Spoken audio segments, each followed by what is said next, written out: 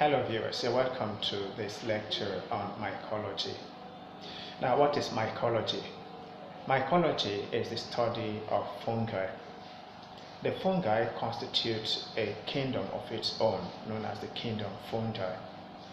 Now, the kingdom fungi consists of mainly multicellular eukaryotic organisms that exhibit heterotrophic nutrition. And the type of heterotrophic nutrition they exhibit is saprophytism.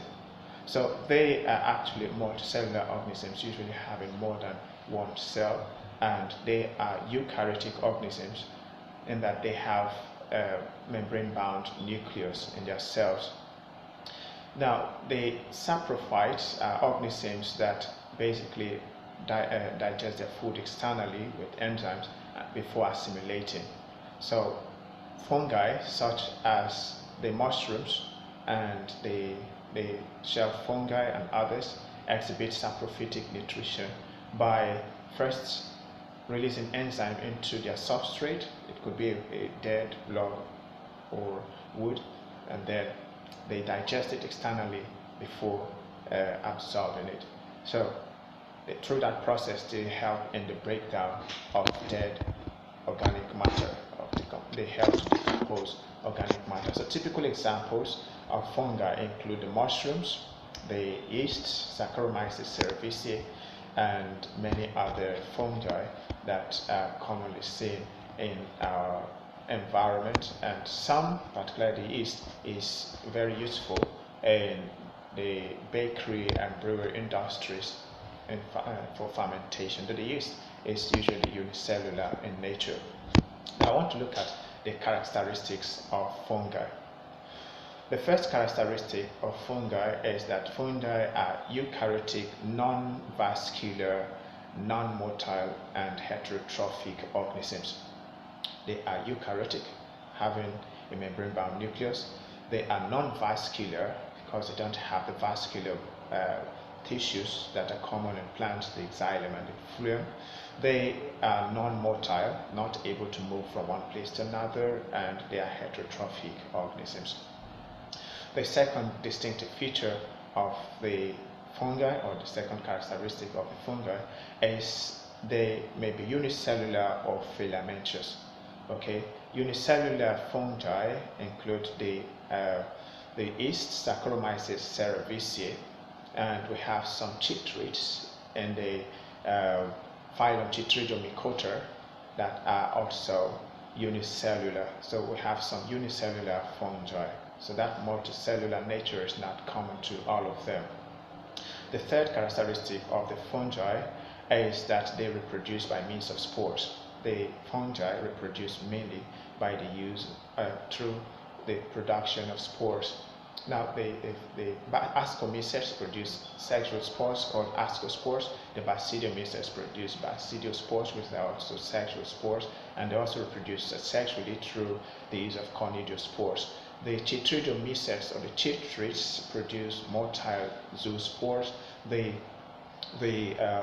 Deuteromycota, though they do not have sexual spores, but they produce through conidia, which are asexual spores. Then we also have the Glomeromycota that produce glomerospores. Then the Zygomycetes produce zygospores. So the fungi reproduce mainly through the production of spores. The fourth distinctive feature or the characteristic of the fungi is that fungi exhibit the phenomenon of alternation of generation.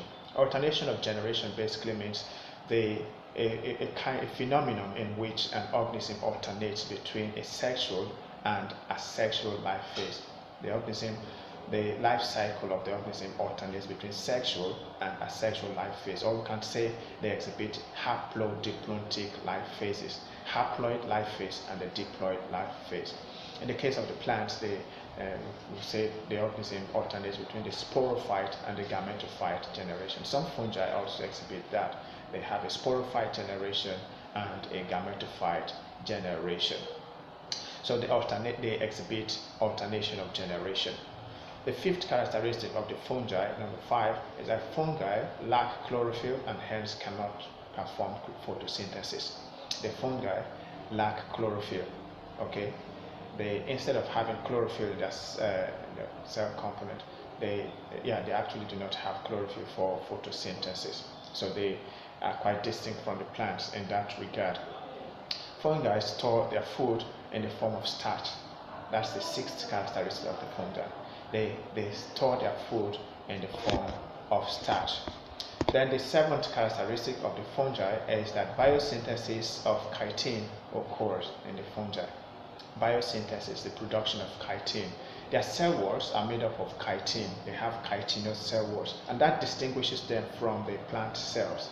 From the plants. Okay, the plants have cellulose in their cell walls. They have cellulose cell walls, while the fungi have chitinous cell walls. The eighth characteristic of the fungi is that the nuclei of the fungi are very small. They possess very small nuclei. The ninth characteristic is that the fungi have no embryonic stage. They develop from the spores. They do not have embryonic stage. They develop from the spores. The 10th distinctive feature or characteristic of the fungi is that the mode of reproduction is asexual or asexual. The fungi reproduce both sexually and asexually. Okay, and they possess sexual spores and asexual spores, as we have seen. For instance, the basidiomycetes produce basidiospores, which are produced during sexual reproduction. Then they also produce conidiospores or conidia during their asexual reproduction. So they produce sexual and asexual. They reproduce sexually and asexually. The 11th characteristic of the fungi is that some fungi are parasitic and can infect their hosts. Some fungi are parasitic and can infect their host. Then the 12th characteristic of the fungi is that fungi produce a chemical called pheromone, which leads to sexual reproduction in fungi. So they produce a chemical substance known as pheromone that leads to sexual reproduction. The examples of fungi we have mentioned are the mushrooms, the molds, the yeasts, and many others, including the toadstools, the shelf fungi, the agar species, and many other fungi we have mentioned. So thank you very much for watching this video. I believe you have learned a lot from it. Please keep watching more of my videos from my YouTube and TikTok channels, and you'll be glad you did. You'll be educated on various topics in biology.